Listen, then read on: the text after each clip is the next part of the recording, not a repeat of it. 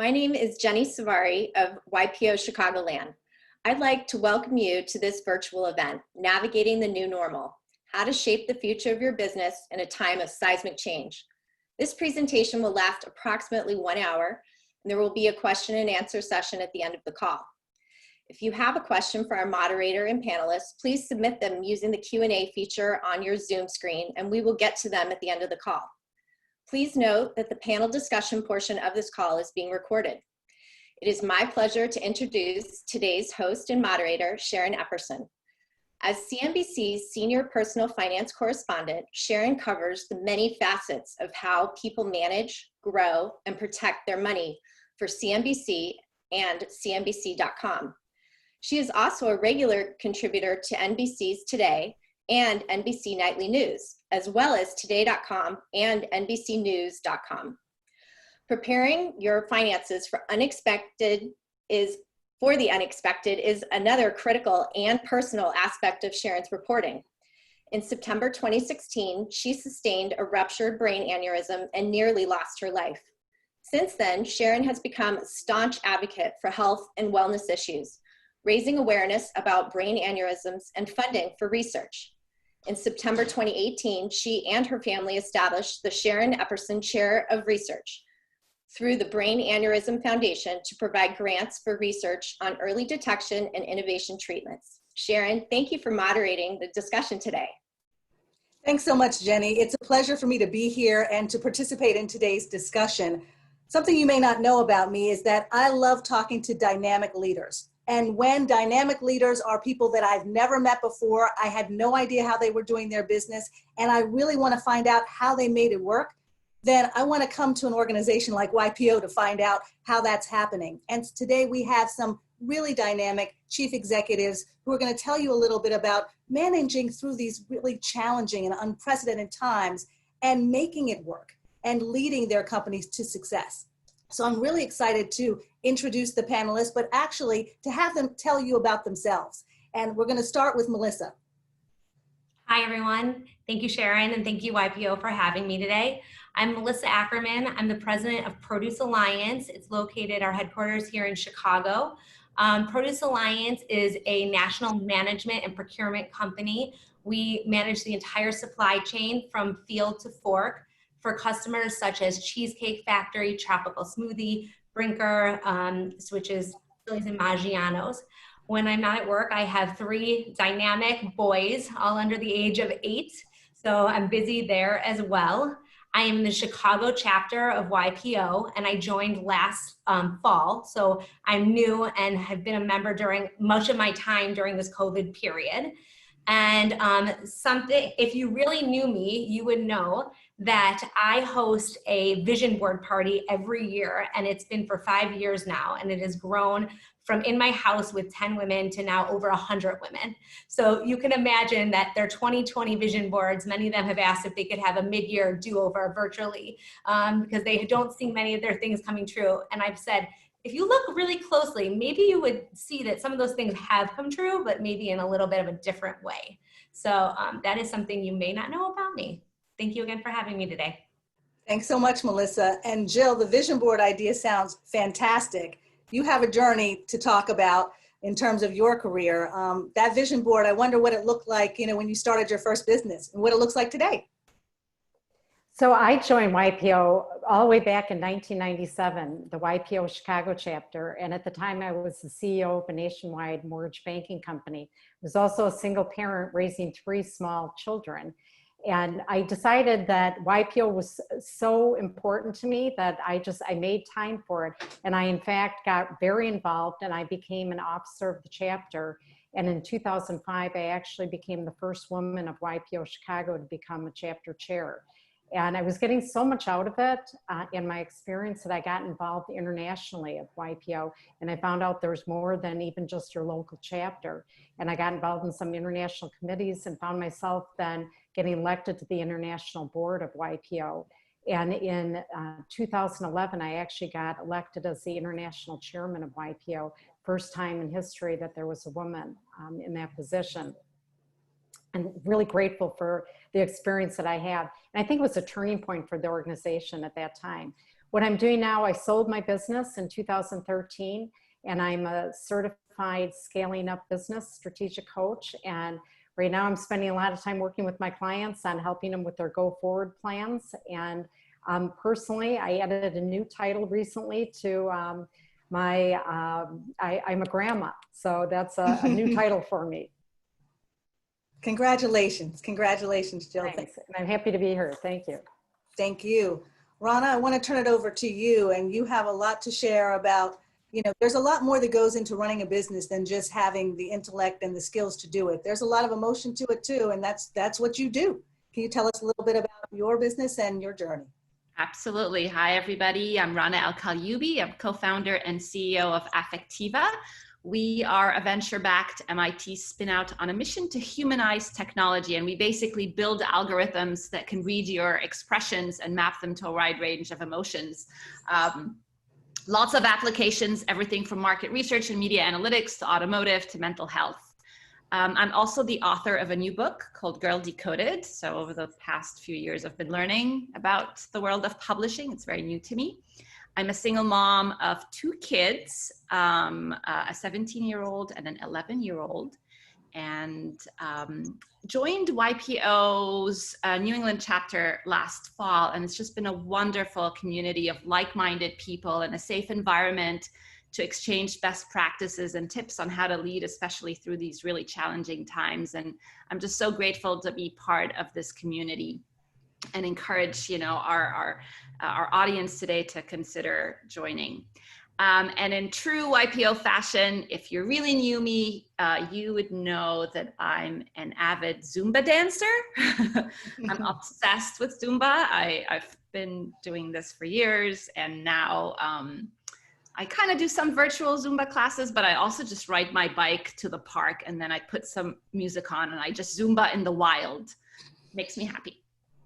That's awesome.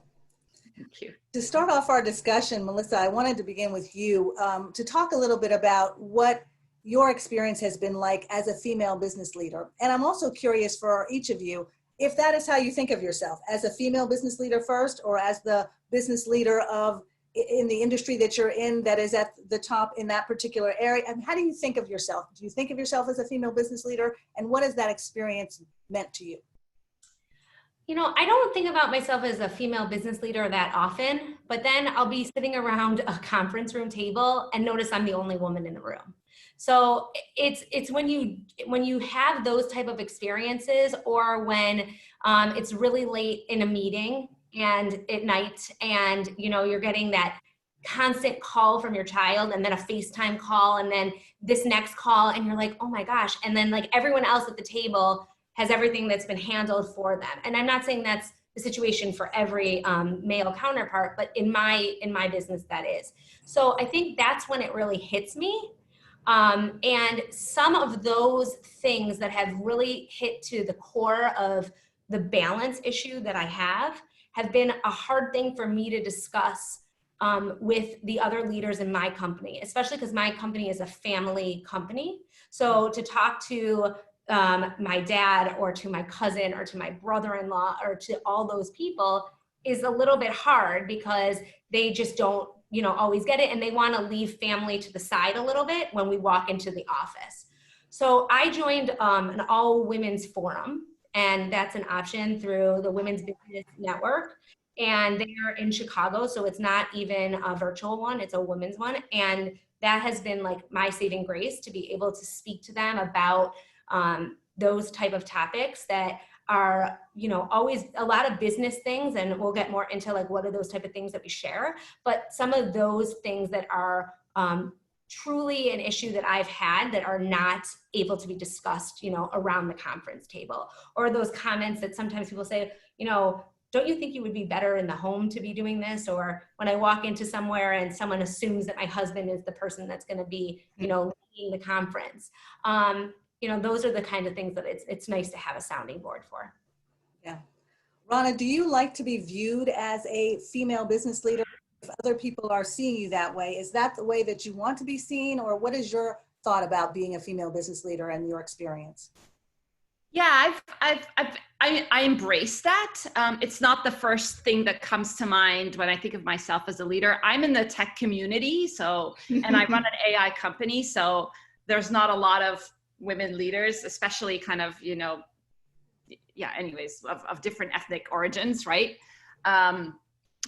We've raised over $53 million of venture and strategic funding. And in the last 10 years, which is kind of the journey of the company, the number of women investors, female investors that I have pitched to is abysmal. So, we've raised all of this funding, and often I end up in a room pitching to male investors. In fact, our very first round of funding, we just never met any female investors. So I think there's an ecosystem problem, and I'm very kind of vocal about that, and a strong advocate for, funneling more funding towards female founders, but also supporting more female partners at these venture firms, because we need that kind of diversity.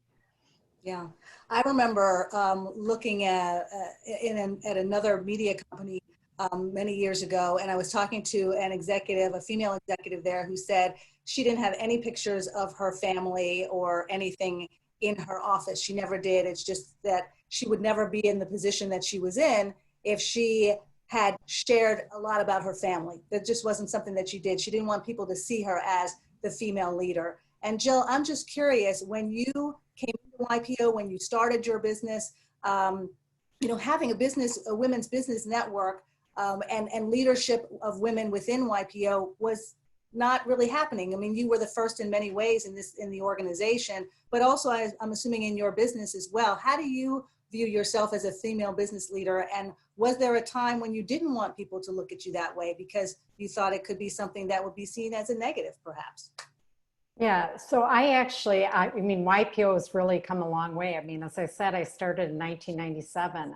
There were much fewer women in YPO, but I've never felt that I haven't been an equal with my peers, and I feel like I've been had every opportunity, and I think it's the way I've looked at myself. I mean, I think if you think of yourself as being different, and then you are different, and so. My first job out of college was at IBM. I mean, the only women were, that was the first time they had hired a woman to be a salesperson. Everybody else they were the secretaries. And I figured I can do this job, and I did. And so, I think it's a lot about how you look at yourself. And I truly believe that, so I've never looked at myself as any differently. And I believe I've been given every opportunity, and I think YPO has really evolved as an organization and really embraced women.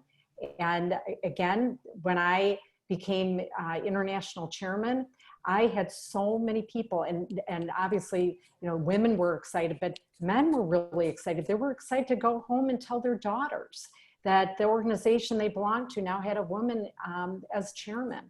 And it basically sent the message that their daughters had this opportunity and they were paving the way. So no, I think it's been a great thing. And I think we have somewhat of an advantage. Mm-hmm. Excellent. I'd love you to talk a little bit more about the advantage, why you think there's an advantage, because I'm also curious about your involvement with YPO at being the first chairman internationally, if you were able to facilitate or spur conversations that may not have happened if you had not been in that position, if it was not a woman in that position, and if YPO has then also helped within your businesses, helped you be able to have conversations with the people that are reporting to your senior leadership, your well, conversations that may not have been as easy to have if you hadn't had some direction from YPO. Yeah, so I think that, timing is everything. And I think it was the right time for a woman to step into that position as chairman. And I believe that the organization was ready for it. And I think that it helped, I think it helped the international board at that time had 22 members on it. And I think it helped them in terms of going back to their companies and their communities and promoting more women on boards and people within their companies. I know that, so I think that it's you know, I think it had a positive effect, not just within YPO, but I think outside, even within YPO companies. So I actually, you know, after I was chairman, I actually was asked to do a TED Talk. And the TED Talk I did was the title was Succeed Like a Man and Lead Like a Woman. And I really, and it's all based on the fact you asked the question about advantages, and that's really what I talked about in the TED Talk, is I believe that women actually have advantages. I think that we have some intuition. I think that we just are built a little bit differently, and I think we have we're born to lead, and I think that we have, as long as you know, we let our authentic selves really come out, I think that we really shine. Very good point. Very good point.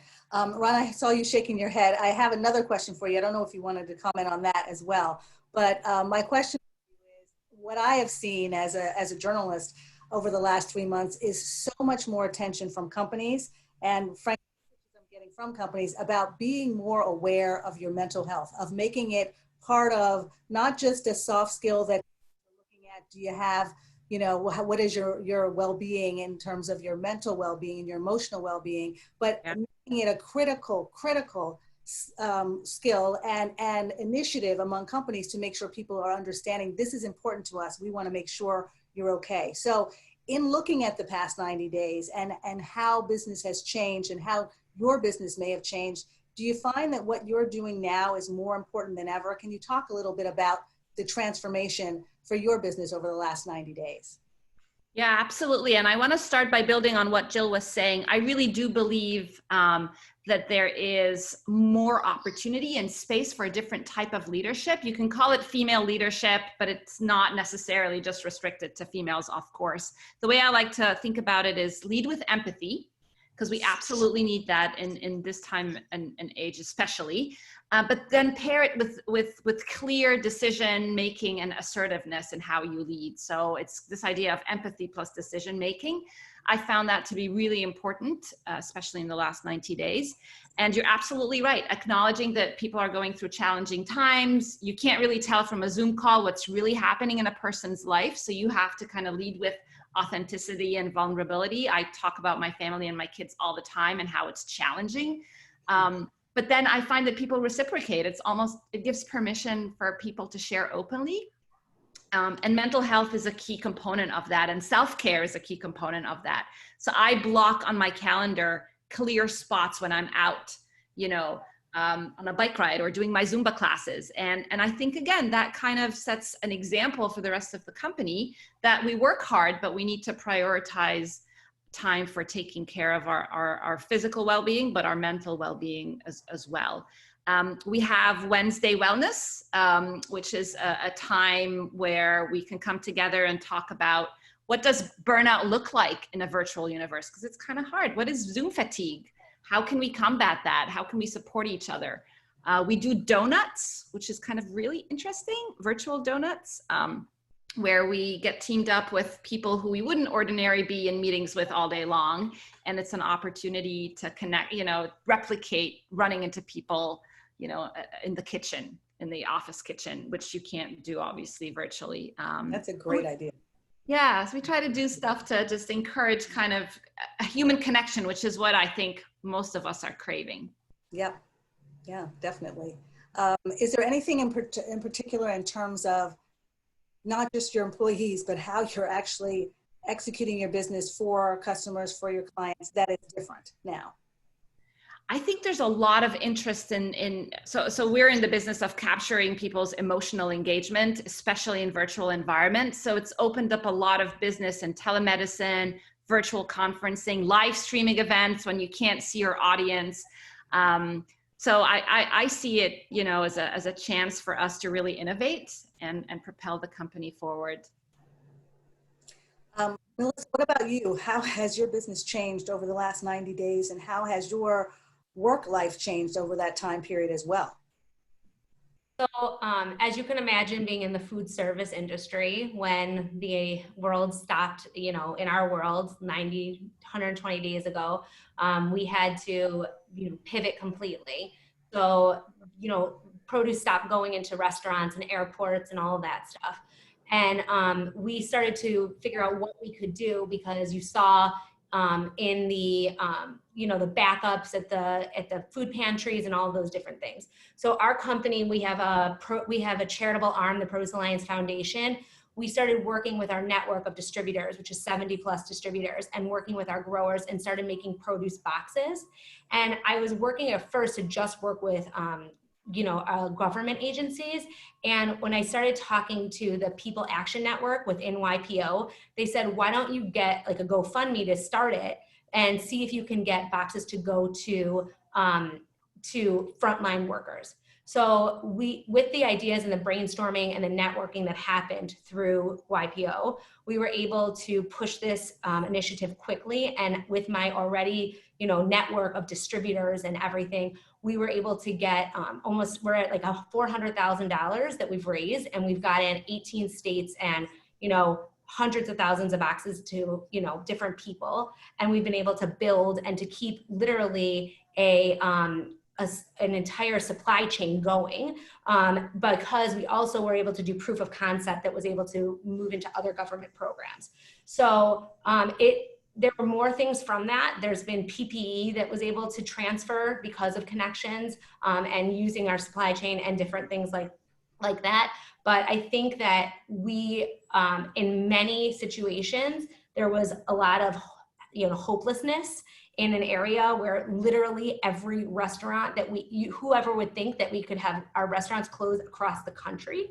And so, leading by example, I literally stopped my normal day by day and just started leading by showing that we need to do more and be in our communities. And I really think that was important for our company as a whole, to keep the positivity up and to keep us moving forward when there was just so much darkness.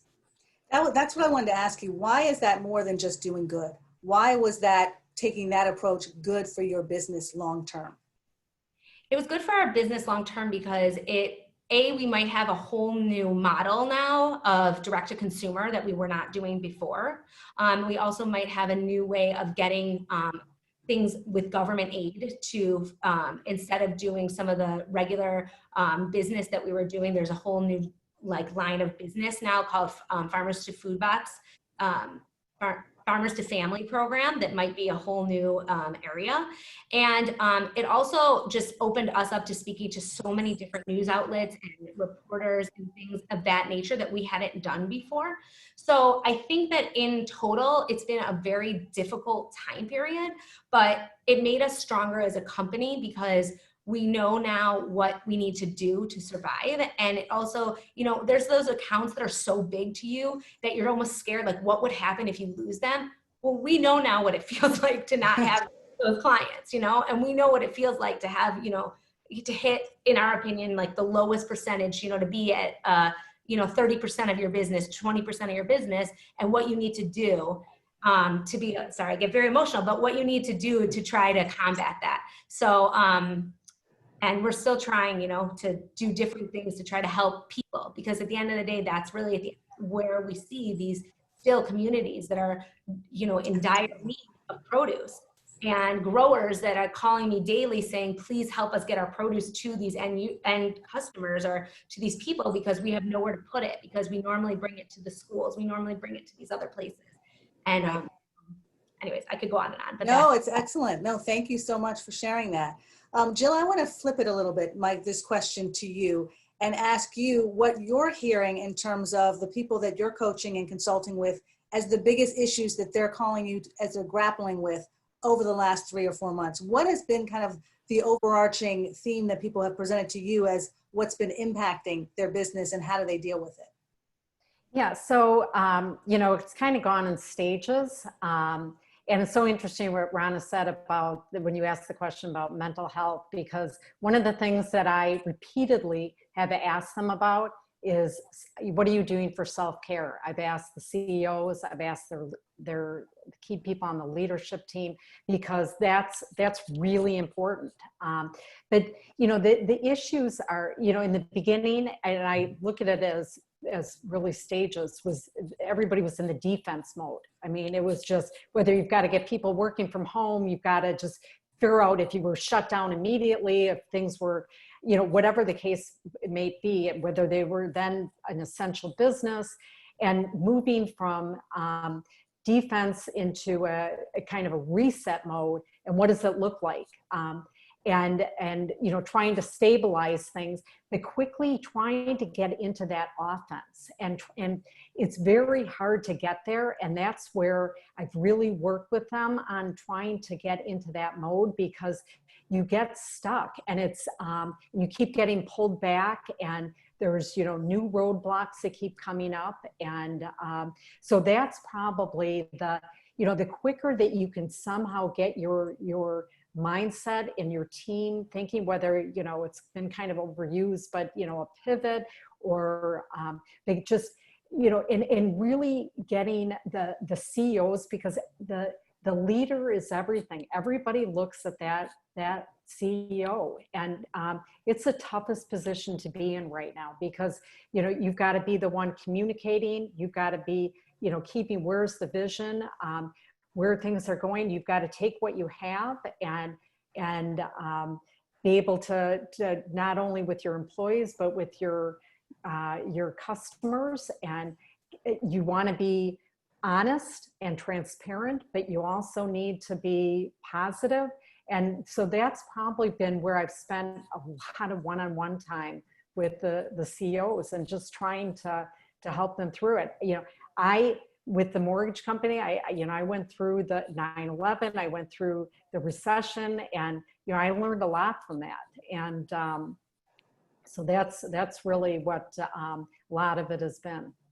I love the word telepathic here, virtually, because I was just going to ask you, in terms of restarting, and I'm not going to say restarting, but reinventing perhaps a little your mortgage business after the financial crisis. Is there anything, or 9/11, is there anything that you did that you're drawing on now to tell the people that you're coaching and counseling that maybe you should try this, or this is how I did it? I know it's a different time, but are there any lessons learned from that period that you're encouraging people to think about now?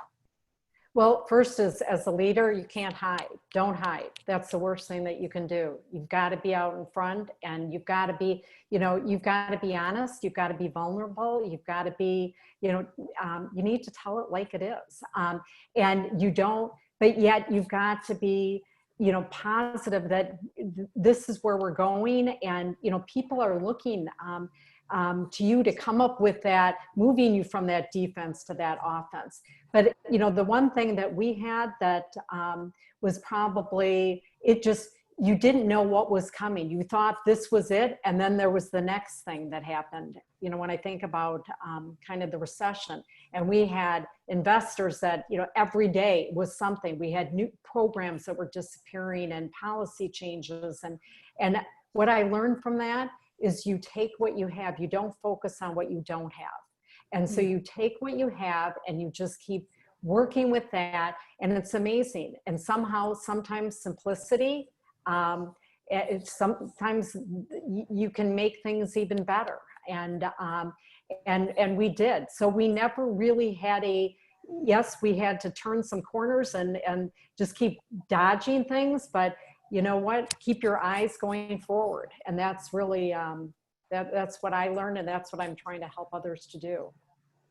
Rana, I saw you wanting to jump in. Did you want to add something there? I wanted to just mention that being part of a forum, like a YPO forum, is an excellent kind of forum where you can bring up some of these questions and talk very openly about these things, right? So when COVID first hit and we were all kind of scrambling and in this defense mode, it was amazing to jump on my forum and say, okay, what's everybody doing, guys? Like, how are you leading through all of this? And then now that people have had an opportunity to really kind of become more strategic again, we're able to jump on a call and compare notes. And I found that to just be so validating. I'm not the only CEO out there going through these challenges, but also you kind of crowdsource ideas and best practices, which I found to be just very, very helpful.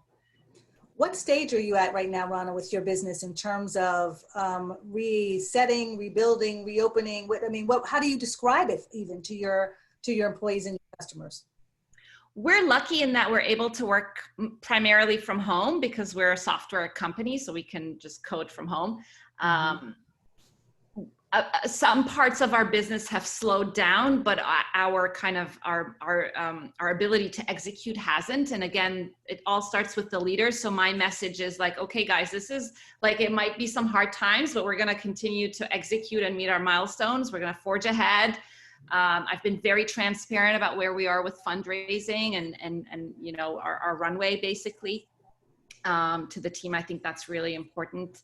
And our ability to innovate. I've also said, you know, there's obstacles all over the place and we have a choice. We can kind of decide to turn around and go home or just forge through these obstacles. And that's the message I sent to the team. And I think it's contagious. I think what the leader does is actually contagious. Yeah. Melissa, do you agree with that? That what your, you know, kind of your passion, Melissa, and what you're focused on now, that kind of leadership is really important for this time? And also, how do you describe the time that your company is in right now? Are you in a reopening phase, a rebuilding phase? How do you describe it?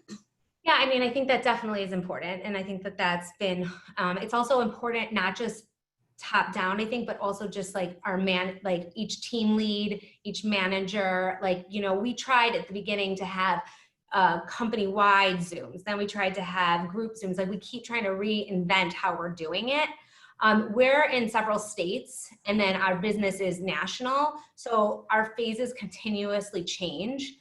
We have some of our offices are open. And then in Chicago, for example, we had volunteered come back and there was only very few. And now, you know, we have a lot more millennials in our office here and they've basically said, we do not want to come back. So we're literally looking to see what does that look like if we become virtual, you know, or, you know, work remote and downsize. What does that look like?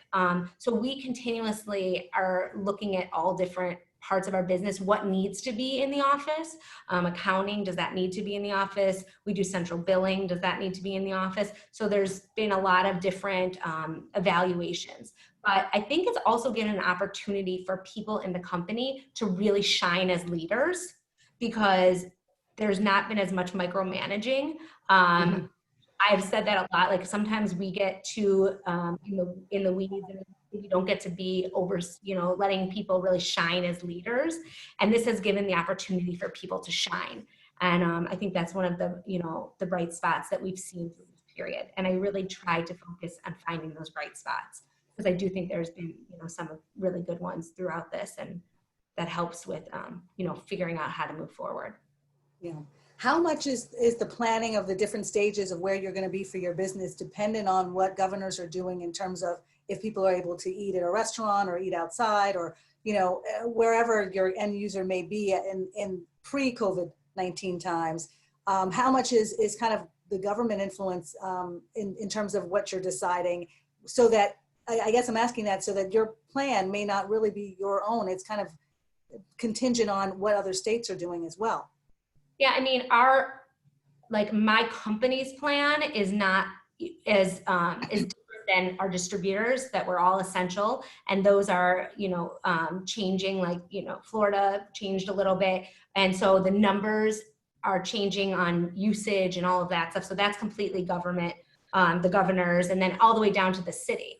You know, Chicago is doing a little bit different than what Illinois is doing in total. So even our offices that are in the suburbs of Chicago is a little bit different than the city because Mayor Lightfoot has done a little bit of a difference, and how our employees get to the office has really, most of them take public transportation, where in a suburb, they're able to drive and park. So that's a very big difference for our employees and their safety and how they feel comfortable coming into work. And as you know, Rana has said and Jill has said, mental health to me is super important. So if say it's important for them to come here, but then they're not in a good place, you know, by their mental health, or they have some angst or anxiety, what is their productivity going to be in the office versus if they're comfortable at home and they are doing well? So that's been the, you know, the balance that we've been looking at. I have one more question before I ask Jill this other question, and that is, you talked about maybe having to rethink the employees working from home, maybe downsizing, so that I'm wondering what new positions may have arisen from this, or people who are, they're not new employees necessarily, but they have a different role that now they've had to, as employees, they've had to pivot. Are there any new jobs that you found that in this that you never had before? Well, I mean, like, for example, we have a director of events and we have a event, planning team. I mean, those people have had to pivot to actually they're helping on the entire box program. They're coordinating and doing that. Our office managers have moved into our client service and specialty team, helping with deliveries and making sure that everything is delivering well into the restaurant, doing customer surveys and things of those natures.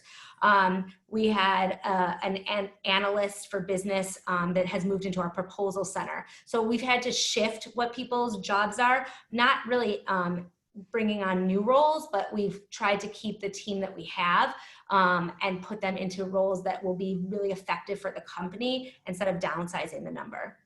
Yeah. Jill, I wanted to throw this over to you too about rethinking how you use your existing workforce, and then also, the reality of what you may, changes that you may have to make that 4 months ago you never expected you were going to have to make in terms of your workforce at the company. Are there things that, again, your clients are coming to you asking you about, or things that you are suggesting in this area? Yeah. So reset. Yeah. Yeah. So a lot of my clients happen to have been essential businesses. And it's interesting, they're at all spectrums.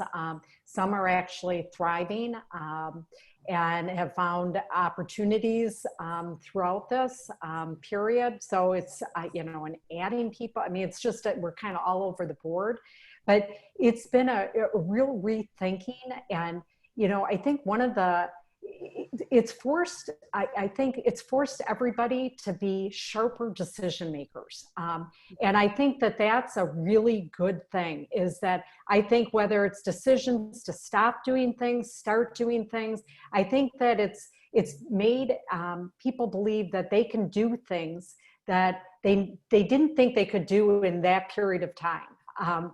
And, whether it was to get their workforce working from home in a couple days. And, I used to have conversations with, I've been using Zoom for a long time, but, talking about having people work from home, and, some of them, we would never do that. That wouldn't work. Well, suddenly they're faced with that and turned around and did it. But I think it made them believe that, what, these are the things that are important. These are the things that are, I think with their workforce, they have to be clearer in their communication because they're not face-to-face. So I think a lot of good things have come. I think you have to be much more deliberate in your thinking and in how you communicate. And I think actually they're communicating more than they ever have with not only with their employees, but I think with their customers. Is there an example of anyone, of any type of company that you've worked with where they really have done an about face on how they were approaching, either how they were doing their business or how they were interfacing with employees or customers? Is there anything, Jill, that comes to mind? Well, there's a couple of things, but I think the best that I can pick one out and say that they actually, well, first of all, a number of the CEOs have been doing regular videos, especially some of the larger companies. I think using video to communicate with their customers, to communicate with their employees if they have a big workforce. And I think, in some of these cases, they never heard from the CEO, maybe on an annual basis. So to be hearing on maybe a weekly basis, and seeing them on video, I mean, to me, that's a huge, huge change. And the feedback that they've been getting from that has been extremely positive. And I think it's reinforced that getting out there and being more visible is extremely important. Yeah. Rana, I wanted to get your take on that as a leader, as a CEO, but also because this is your expertise looking at the human intelligence, emotional intelligence aspect of work life. How important is it to have that connection, and what changes can occur within a business and to advance a business by doing that? Yeah, I mean, the data's clear, right? Leaders who are more emotionally intelligent and more tapped into kind of the emotional and nonverbal signals of their teams and customers tend to be more persuasive. They're more effective. They're more likable. And so it's really important that leaders are in front, are at the forefront of this, and that they are building these emotional connections with their teams.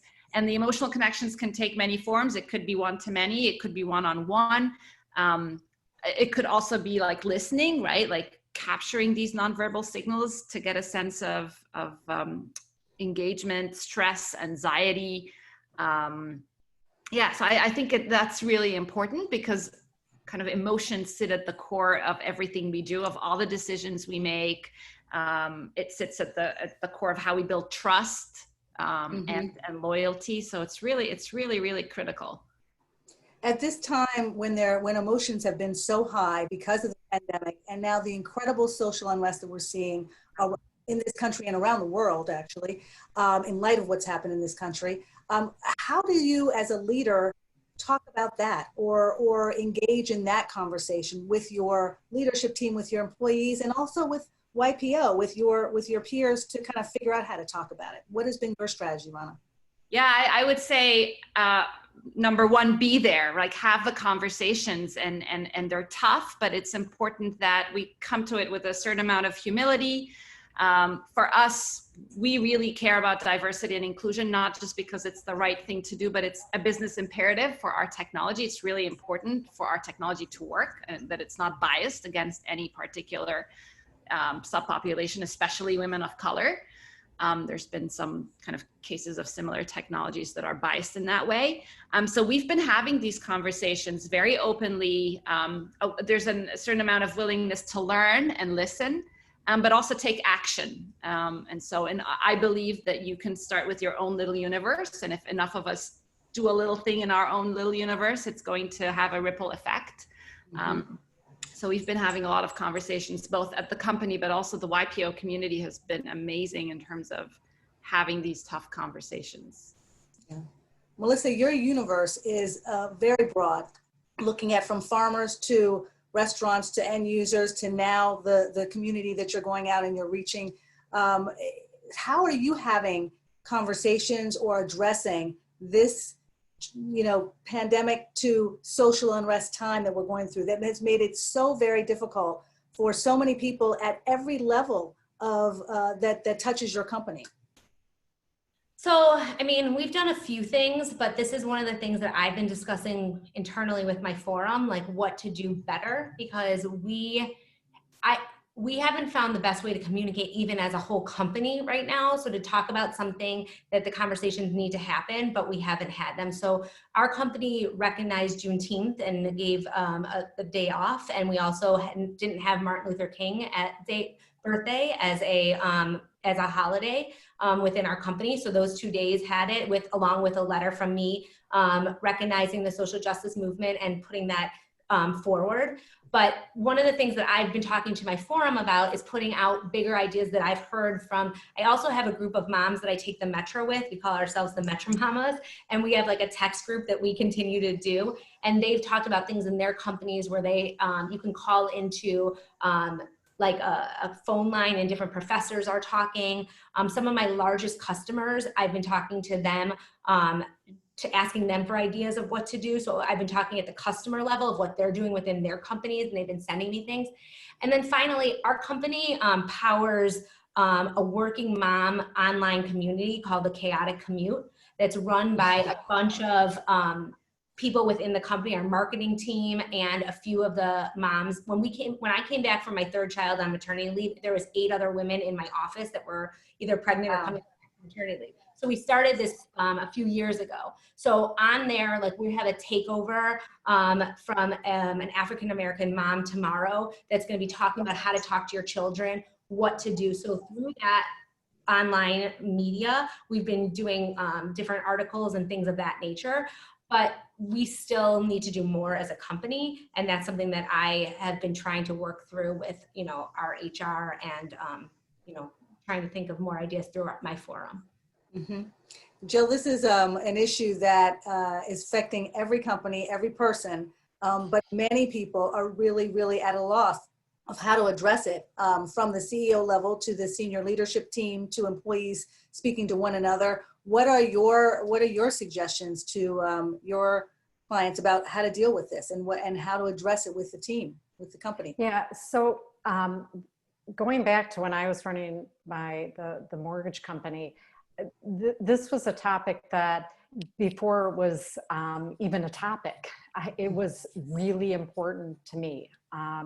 And so I would say that I'm really particular about the clients that I work with, and so it needs to be a fit for them, and it needs to be a fit for me when I start working with them.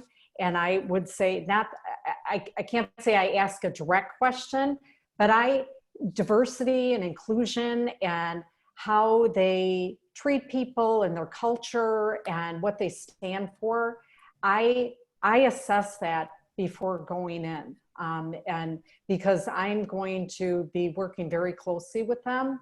And so that, for starters, I want to make sure that we're on the same page. And so going into this, I would say that, yeah, they're all trying to figure out exactly how to address it. And we're talking about it, but we're all thinking the same.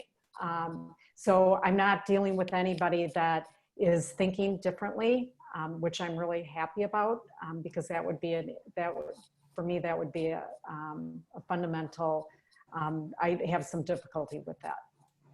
Can you talk a little bit about within YPO having this discussion? Again, this is something that has been top of mind for you for a very long time, and perhaps a time when other business leaders were not thinking about that as you were in leadership at YPO. Did you do anything to kind of get the community to be thinking more about these issues, to be more inclusive and being more diverse? And how did you go about doing that? Yeah, we did. When I was the chairman, we did have discussions. We had a task force. I've been on a task force since then. I mean, this is something that has been a topic that's been raised over and over, and it's a continuing discussion. It's not something that ever stops. It's not a one and done. And I hope it always into the future. I mean, it's never going to be, I don't believe it'd be nice to think that it'll be something that we never have to talk about again, but it's just raising the awareness and again, I'm really proud of YPO. I think YPO has come a long way. I think what Rana was saying before in terms of talking within forum, I mean, YPO has done an incredible job the last several months of pivoting and providing its members with the resources that we need. And as business leaders, as parents, as community leaders, to try to deal with this situation. So I think that, again, YPO is at the forefront of all of these issues. And that's why, it makes this organization really a special place. Jill, I think you summed that up so beautifully. And I'm really so honored that I was asked to moderate this discussion with you and with Melissa and with Rana. It's been a pleasure to do so. And I wanted people to be able to ask what they really want to ask of the three of you. And I'm going to turn it over now to the event chair, Caroline Grossinger, who really did such a fantastic job in pulling this event together. And I thank you again for having me moderate this part of the discussion. And Caroline, please take it away with questions from our audience. So I want to thank you all for the panelists for such a fantastic discussion. It was in true YPO fashion. You guys were all so inspirational to all of us. So thank you, and thought-provoking. So thank you for that. And then I'd like to take this time to offer our audience a chance to ask. Thank you, Carolyn. I'm Kara, and I have been in YPO for 12 years. And Jenny, Caroline, and I would just like to thank our panelists, Rana, Melissa, and Jill, for contributing today. You know, for me, Rana said, to be in YPO and to be an advocate in an ecosystem that embraces female leaders is unlike any other.